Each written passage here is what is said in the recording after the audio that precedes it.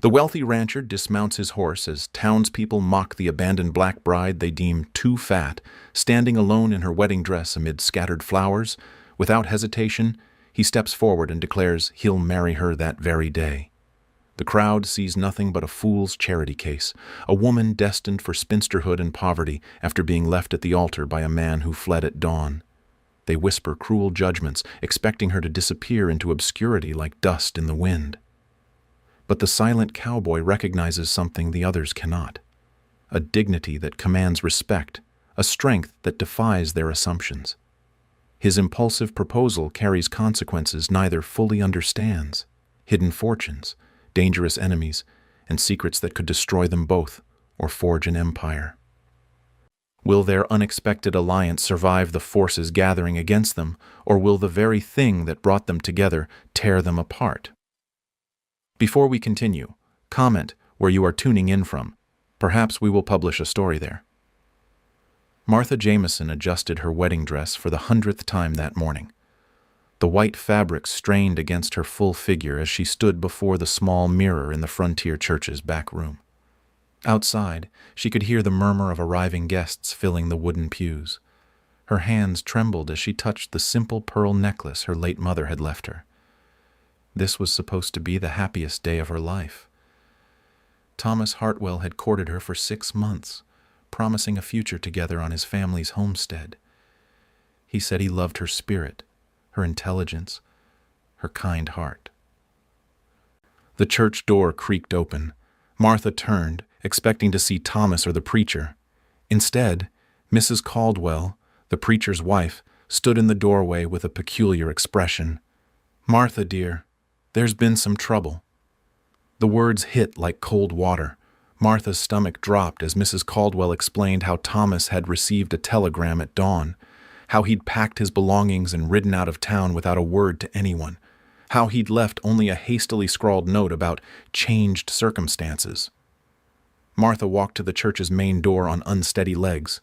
The congregation had noticed Thomas's absence. Whispers rippled through the pews like wildfire. She caught fragments of their conversations. Always knew he'd come to his senses. Poor girl. But what did she expect? Someone like her should be grateful for any proposal at all. The words stung worse than a physical blow. Martha had endured these judgments her entire life. Too large, too dark, too bold for a woman in 1870s Montana territory. She'd foolishly believed Thomas was different. Judge Harrison Blackwood sat in the front pew, his calculating eyes fixed on her with an expression she couldn't read. He leaned over to whisper something to his companion, then both men chuckled quietly. Martha lifted her chin. She would not give these people the satisfaction of seeing her crumble. She walked down the center aisle with as much dignity as she could muster. Each step felt like walking through quicksand. "Well, I suppose that's that," someone called out from the back. Laughter followed. "Probably for the best," another voice added. "Some arrangements just aren't suitable." Martha reached the church doors and stepped into the bright Montana sunlight. The dusty main street stretched before her, leading nowhere she wanted to go. She had no family left, no close friends, and now no future husband. The small savings she'd scraped together had gone toward this wedding. Her boarding house room was paid only through the week. More townspeople had gathered outside, drawn by the spectacle. They formed a loose circle around her, their faces showing everything from pity to cruel amusement. Martha stood in the center like an animal on display. "Where will you go now?" Mrs. Patterson asked with false sweetness. Martha had no answer. The weight of her situation crashed down upon her. She was completely alone in a world that had never shown her much kindness. The sound of approaching hoofbeats cut through the murmur of voices. A rider appeared at the end of the street, moving toward them at a steady pace. As he drew closer, Martha recognized Eli Bradford, the wealthy rancher who owned the largest spread in the territory. Bradford was a man of few words and fewer social appearances. He kept to himself mostly, running his vast cattle operation with quiet efficiency. Martha had seen him in town perhaps a dozen times in the past 2 years. He'd always nodded politely when their paths crossed, but they'd never exchanged more than basic pleasantries. He dismounted his horse with fluid grace. His weathered face showed no emotion as he surveyed the scene. The crowd fell silent, uncertain what to expect from the unexpected arrival. Bradford's gaze settled on Martha. She saw something in his eyes she hadn't expected.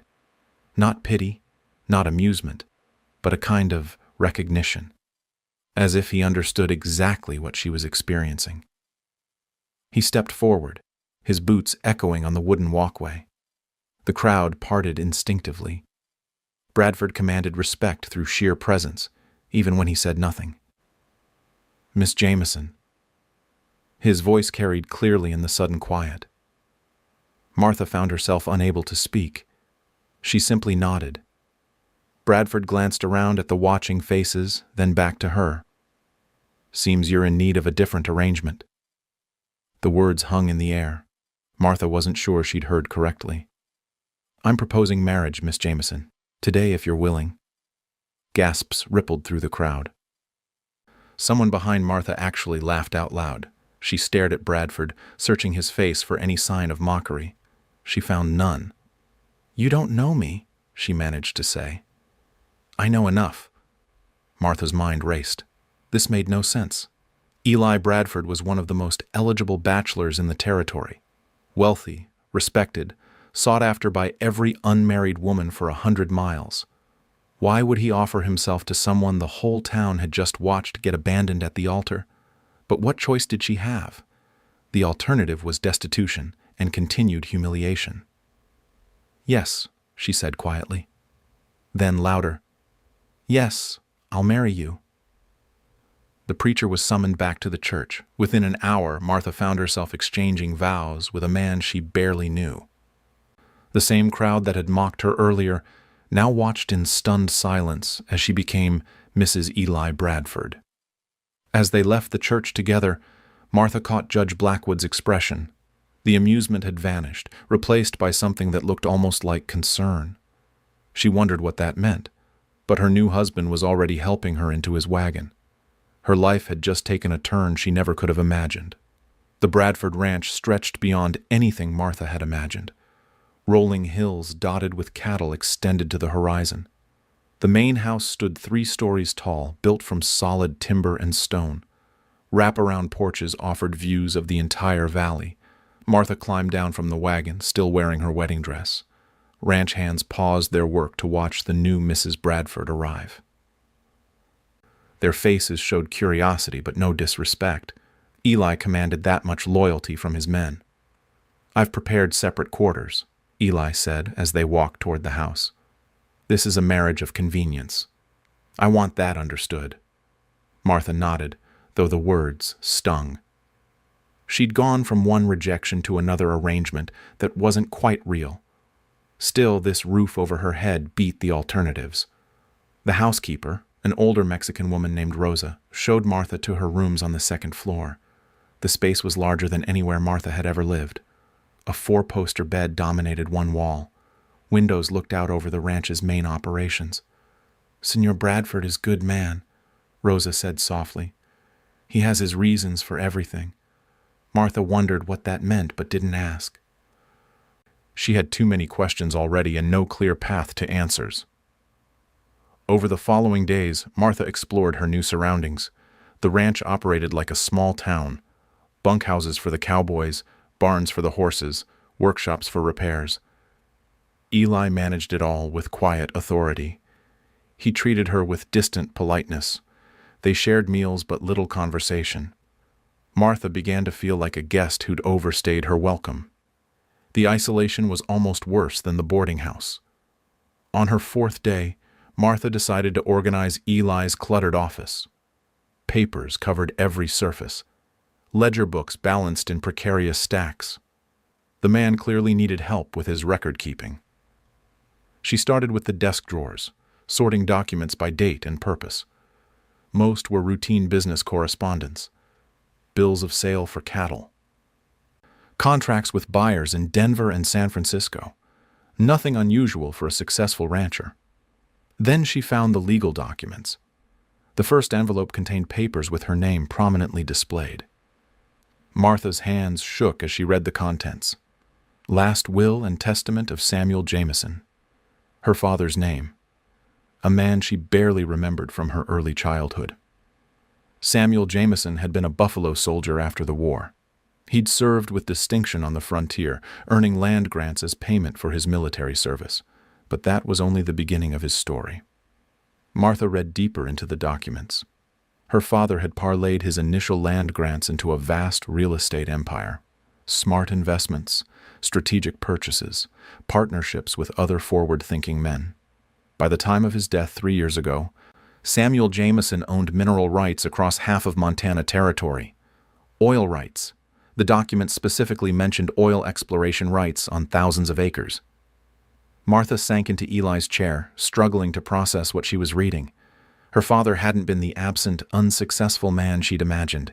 He'd been building a fortune he'd left entirely to his daughter. She was rich, not just comfortable, but wealthy beyond anything she'd dared dream. Footsteps on the stairs announced Eli's return. Martha quickly shuffled the papers together, her mind racing. Why hadn't anyone told her about this inheritance? Why had she been living in poverty while owning vast tracts of valuable land? Eli appeared in the office doorway. His expression changed when he saw the documents in Martha's hands. "You found them. You knew." It wasn't a question. Eli sat down across from her. For the first time since their marriage, he looked uncomfortable. "Thomas Hartwell found out about your inheritance 6 months ago. That's why he started courting you." The words hit Martha like physical blows. Her supposed romance had been a calculated scheme from the beginning. "He planned to marry me for the land, then abandon you after claiming legal control of your assets. His telegram that morning warned him I'd discovered his plan." Martha felt sick. Every kind word Thomas had spoken, every gentle touch, every promise of love had been lies. He'd seen her as nothing more than a path to wealth. "Why didn't you tell me immediately?" "I wasn't sure how. You'd just been betrayed by one man." "I didn't want you to think I was another schemer." Martha studied Eli's face. She'd learned to read people through years of navigating social cruelty. His discomfort seemed genuine. His explanation made sense. "So you married me to protect my inheritance?" "Partly. But I also couldn't stand watching those people mock you. You deserved better." Martha looked back at the documents. Thousands of acres. Mineral rights worth potential millions.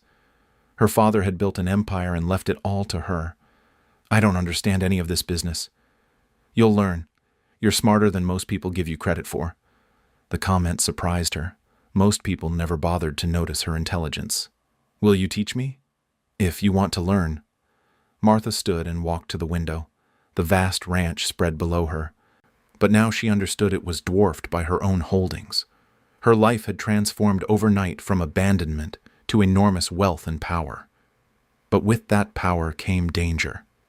If Thomas Hartwell had schemed to steal her inheritance, others might try the same. Judge Blackwood's calculating expression at the wedding made more sense now. She turned back to Eli. Her husband of convenience had just become her most valuable ally. "When do we start?" Martha traded her wedding dress for practical work clothes the next morning. The transformation felt symbolic. Rosa found her a split riding skirt and sturdy boots. No more restrictive corsets or delicate fabrics. Eli started her education at dawn. They rode the boundaries of both his ranch and her inherited lands. The scope overwhelmed her. Her father's holdings stretched across 3 valleys and into the foothills beyond. Oil seepage here. Eli pointed to dark stains on rocky outcroppings. "Geologists say there's more underground. Lots more." Martha studied the landscape with new eyes. What had seemed like empty wilderness now represented tremendous potential wealth. Her father had chosen his investments wisely. They visited her other properties throughout the week. A lumber operation in the mountains, grazing rights along 2 major rivers, a small town built on land she owned. People who'd never acknowledged her existence suddenly treated her with careful respect. Martha absorbed everything. She'd managed household finances since age 12, stretching every penny to survive. Those skills translated to larger operations better than she'd expected. The ranch hands noticed her growing confidence. She asked intelligent questions about cattle breeding, water rights, seasonal migrations. They began treating her less like Eli's charity case and more like a partner in the operation. Her natural abilities surprised everyone, including herself. Years of reading people's true intentions had sharpened her judgment. She could spot a dishonest horse trader from across a corral. She negotiated supply contracts with instinctive understanding of leverage and timing. "You've got a gift for this," Eli observed after she reworked their feed supplier agreements, saving hundreds of dollars. Martha felt pride swell in her chest. She'd spent so long being dismissed and underestimated. Having her intelligence recognized and valued was intoxicating, but success brought unwanted attention. Judge Blackwood appeared at the ranch on a Thursday afternoon. He rode up with two other men Martha didn't recognize. All three wore expensive suits despite the dusty conditions. "Mrs. Bradford," Blackwood tipped his hat with exaggerated politeness, "congratulations on your recent marriage." Martha sensed danger in his smile. She'd learned to recognize that particular expression. Men wore it when they planned to take something from her. "We're here on official business. Some questions have arisen about your inheritance." Eli stepped closer to Martha's side. The gesture was protective and unmistakable. "What kind of questions?" "Legal technicalities, property transfers, whether certain documents were properly filed." Blackwood's words sounded reasonable, but Martha caught the threat underneath. He was looking for ways to challenge her ownership. "My lawyers filed everything correctly." Perhaps. But territorial law is complex, especially regarding property rights for, shall we say, unusual situations. The pause before unusual situations carried clear meaning. Martha's race and gender made her vulnerable to legal challenges other landowners wouldn't face. After Blackwood left, Eli's demeanor changed. He checked locks on the outbuildings. He stationed extra men on night patrol. He sent telegrams to contacts in Denver and San Francisco. "He's building a case against you," Eli explained, "looking for any technicality to invalidate your claims." Martha wasn't surprised. She'd expected this fight from the moment she'd discovered her wealth. Powerful men rarely allowed outsiders to keep substantial assets without a battle. The harassment started small. Fences cut on her grazing lands, water troughs mysteriously poisoned. Survey stakes moved in the middle of the night. Anonymous letters questioning her right to own property appeared in the territorial newspaper. 3 of Eli's ranch hands quit suddenly. They claimed family emergencies, but Martha noticed they all left after receiving visits from strangers in town. "They're being intimidated," Eli said grimly. Martha felt anger building inside her. The same forces that had mocked her at the church were now trying to steal her inheritance. They couldn't accept that someone they considered beneath them had achieved wealth and status. But Martha had spent her life fighting such attitudes. She knew how to endure. More importantly, she knew how to fight back. She began her own investigation. Late nights in Eli's office, poring over legal documents and territorial records, she wrote letters to lawyers in distant cities, seeking advice from men who didn't know her race or appearance. Her research revealed disturbing patterns. Other minority landowners had faced similar challenges. Properties mysteriously transferred to white ownership after questionable court proceedings. Mineral rights sold for fractions of their value to resolve manufactured legal disputes.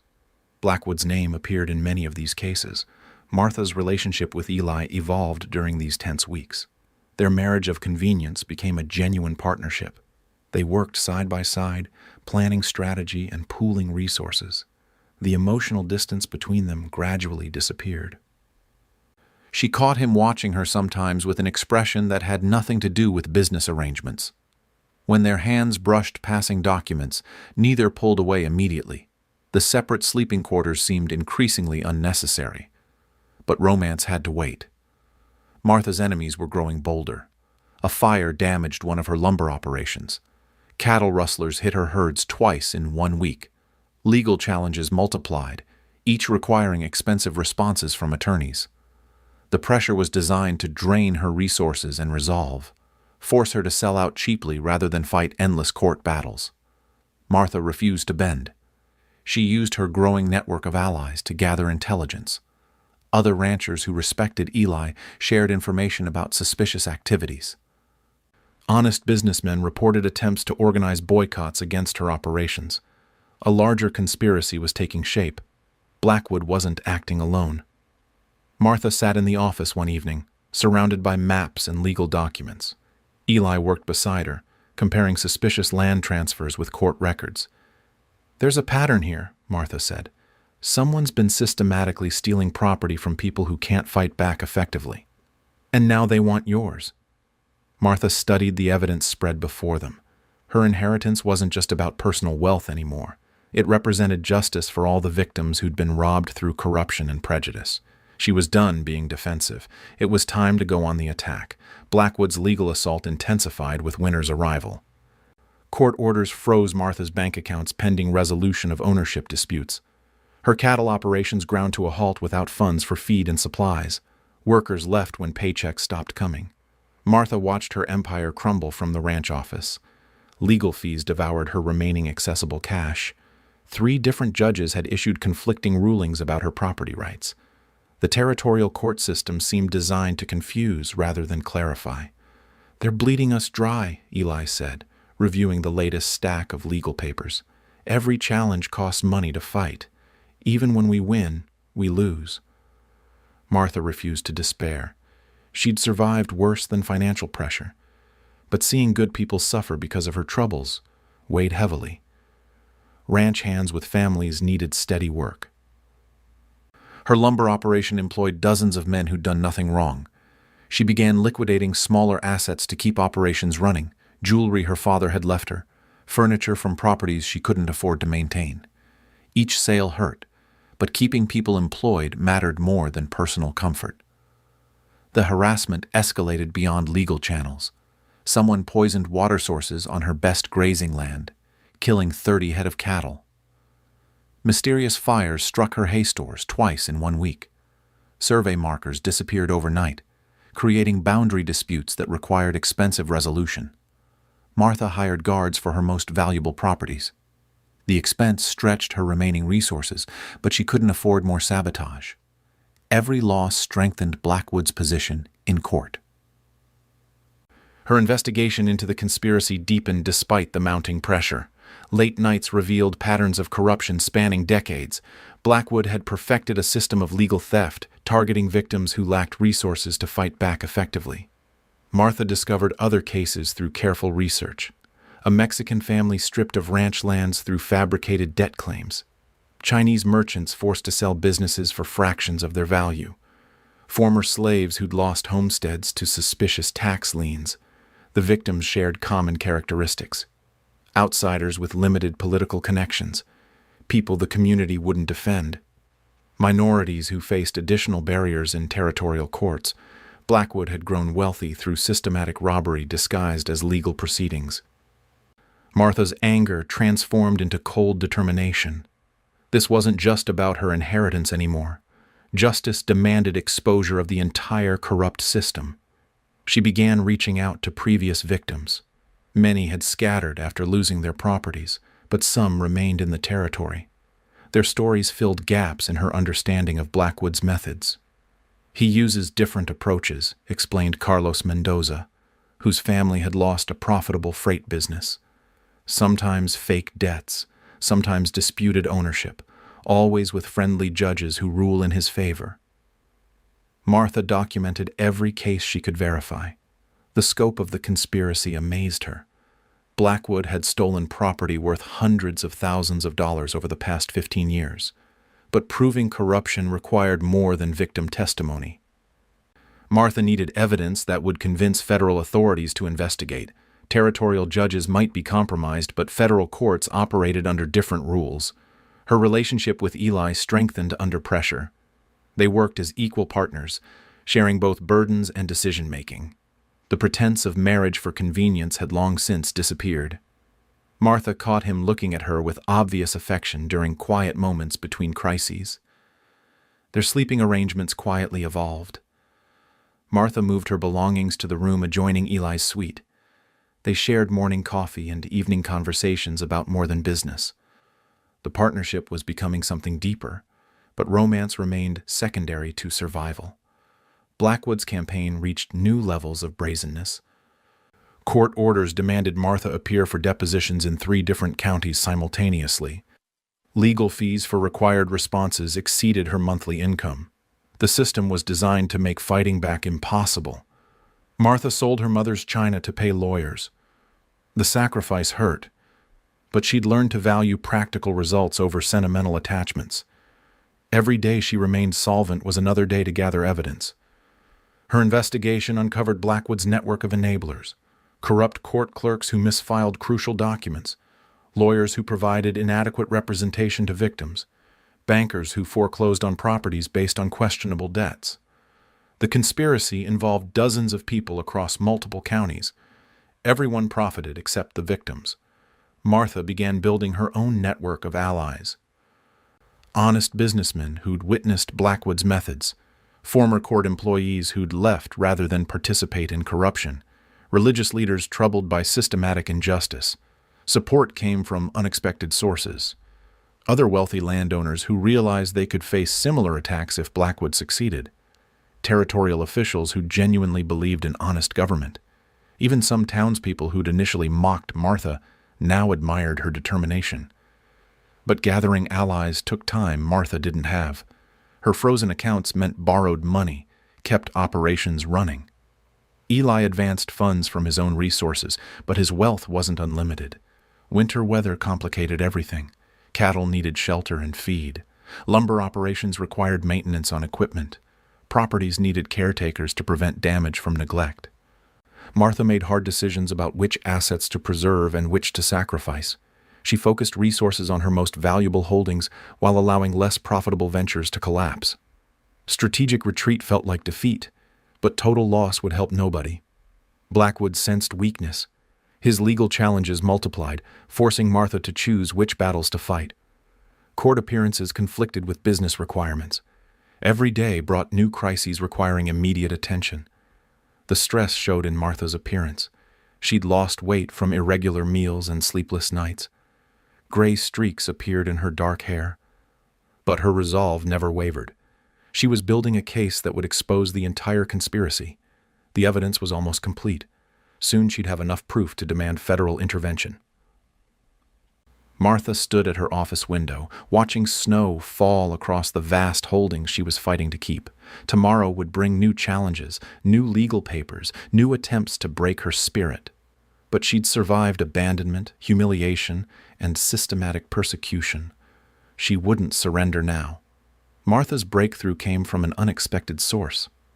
A dying court clerk named Benjamin Hayes contacted her through an intermediary.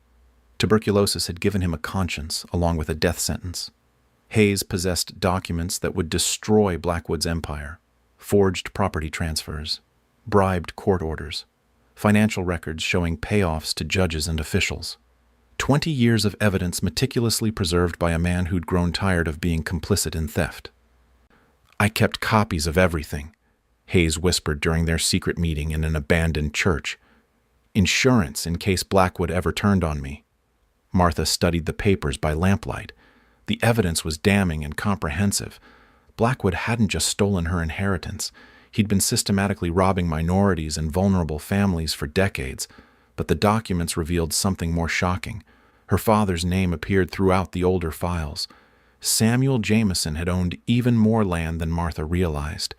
Blackwood had been stealing from him for years before his death, using forged documents to claim portions of his holdings. Martha's true inheritance was massive. Nearly half the territory belonged to her family through legitimate purchases and military land grants. Her father had been one of the wealthiest men in Montana before Blackwood's systematic theft began. The revelation staggered her.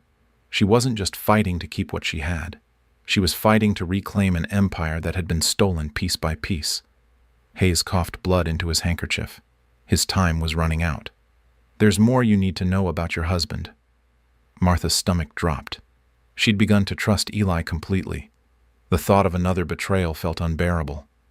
"Blackwood sold your father's eastern grazing lands to Eli's family 12 years ago. Eli didn't know they were stolen at the time, but he found out 6 months before your wedding. The words hit Martha like physical blows. Eli's ranch was built on land stolen from her father. Everything she'd come to love about their partnership was founded on theft. He married you knowing this? He married you because of it. Guilt, maybe. Or maybe he planned to give the land back eventually. Martha felt betrayed and confused. Eli had seemed genuinely protective, genuinely caring. But he'd been living on stolen property while she struggled in poverty. He'd known her true circumstances while she remained ignorant. Hayes died 2 days later, but not before signing an affidavit authenticating his evidence. Martha now possessed proof that would expose the entire conspiracy and restore her rightful inheritance. She confronted Eli that evening in their shared office. The documents spread across his desk like accusations. "You knew my father's land had been stolen." Eli's face went pale. He'd clearly been dreading this conversation. "I found out 6 months ago. I hired investigators to trace the property's history when I started hearing rumors about irregularities. And you said nothing. I didn't know how. You'd just been abandoned by one man who deceived you. I couldn't bear to hurt you again." Martha studied his expression. She'd learned to read people's true intentions, but Eli remained an enigma. His pain seemed genuine, but so had Thomas Hartwell's affection. "Were you planning to return the land?" "Eventually. I was trying to figure out how to do it without destroying you in the process." "Destroying me? If I gave back the land and announced why, it would expose your father's wealth. Every schemer in the territory would come after you. I thought marrying you would protect you until I could find a better solution." Martha wanted to believe him. Their partnership had felt real.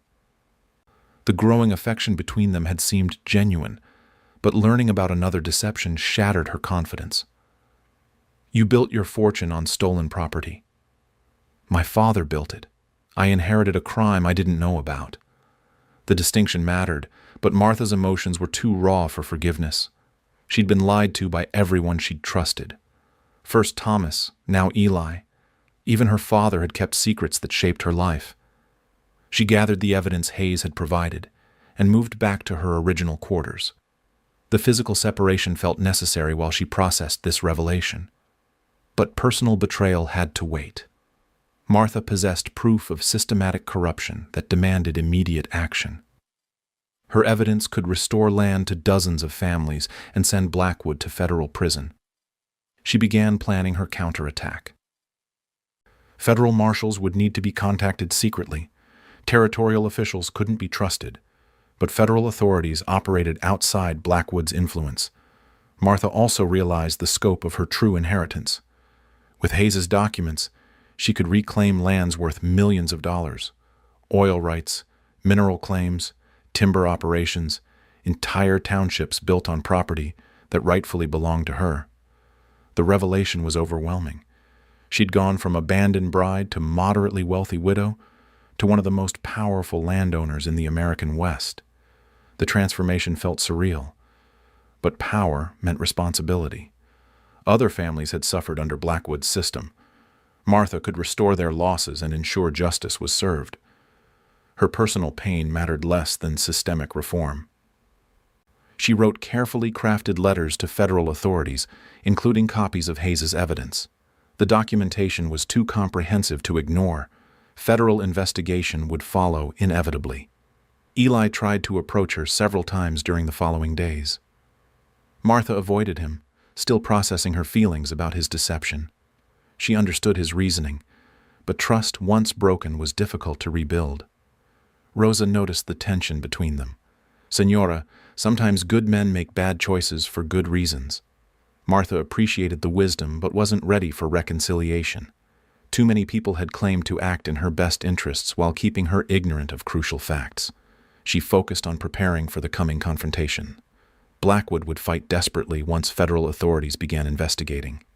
The evidence was solid, but proving corruption in territorial courts wouldn't be simple. Martha organized her proof methodically: financial records, forged documents, witness testimony, Hayes's signed confession.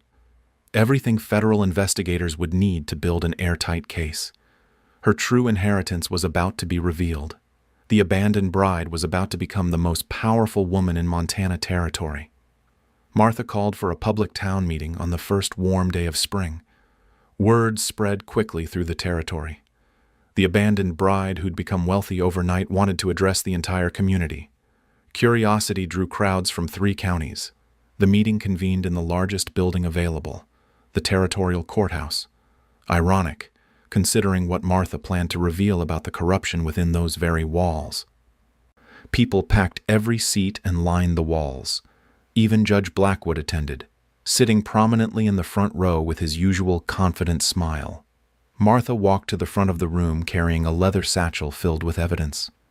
She wore a simple but elegant dress that commanded respect without ostentation. Her bearing had transformed completely from the humiliated woman they'd mocked months earlier. The crowd fell silent as she began to speak. 6 months ago, you watched me get abandoned at the altar. You laughed at what you saw as justice, a woman like me getting what she deserved. Murmurs rippled through the audience. Some people looked uncomfortable remembering their cruelty. Today I'm here to tell you about real justice and real crime. Martha opened her satchel and removed Hayes's documents. She held up forged property deeds, falsified court orders, records of bribes paid to corrupt officials. For 20 years, Judge Harrison Blackwood has been stealing land from families he considered defenseless. Mexican ranchers, Chinese merchants, former slaves, widows, anyone he thought wouldn't fight back effectively. Blackwood's confident expression began to crack. He started to stand, but federal marshals who'd entered quietly during Martha's opening blocked his path. Martha continued her presentation methodically. She read names of victims, described stolen properties, showed evidence of systematic corruption. The scope of Blackwood's crimes stunned the audience. My father, Samuel Jameson, was one of his earliest targets. Blackwood stole thousands of acres through forged documents while my father served his country as a Buffalo soldier. She displayed the authentic property records Hayes had preserved. Her father's legitimate holdings covered vast territories acquired through military service and smart investments. Judge Blackwood didn't just steal from my family. He stole from this entire community. Every fraudulent transaction weakened legitimate property rights for everyone. The crowd's mood shifted from curiosity to anger. People began recognizing the implications. If Blackwood could steal with impunity, no one's property was truly secure. Martha turned to address Blackwood directly. You saw me as an easy target, a woman you could crush through legal manipulation and social pressure. You were wrong. Federal Marshal James Crawford stepped forward with arrest warrants. Blackwood's network of corrupt officials was being rounded up simultaneously across 3 counties. Harrison Blackwood, you're under arrest for conspiracy, fraud, bribery, and theft of federal lands. The judge's composure finally shattered. He looked around the room desperately, seeking support from allies who were already fleeing or distancing themselves. Martha watched his arrest with satisfaction, but no joy. Justice served, but too many families had suffered for too long. The federal investigation unfolded quickly once Martha's evidence was presented. Hayes's meticulous records provided prosecutors with an overwhelming case. Blackwood and his conspirators faced decades in federal prison. More importantly, stolen lands were restored to their rightful owners. Martha's true inheritance was officially recognized, making her one of the wealthiest individuals in the American West. She used that wealth responsibly. Families who'd lost properties to Blackwood's schemes received compensation and assistance rebuilding their lives. Martha established a legal fund to help vulnerable people protect their property rights. The abandoned lumber operation reopened under honest management. Grazing lands were leased fairly to ranchers who'd been squeezed out by corruption. Martha created opportunities where none had existed before. Her relationship with Eli required more time to heal. She understood his reasoning for keeping secrets, but trust needed rebuilding. They worked together professionally while navigating personal reconciliation carefully. I should have told you everything immediately, Eli admitted during one of their evening conversations. You should have, but I understand why you didn't. Can you forgive me? Martha considered the question seriously. Eli had acted to protect her, even if his methods were flawed. His guilt about inheriting stolen land had motivated marriage, but his feelings had become genuine. I can forgive you, but this has to be a real partnership. No more secrets, no matter how good your intentions. Agreed. Their marriage evolved from arrangement to authentic partnership. Eli formally transferred his ranch back to Martha, though she immediately gave him equal ownership as her chosen partner. They rebuilt their relationship on honesty and mutual respect. Martha transformed the territory through her influence and resources. Schools were established for children regardless of background. Fair lending practices replaced exploitative systems. Former slaves and other minorities found opportunities previously denied to them.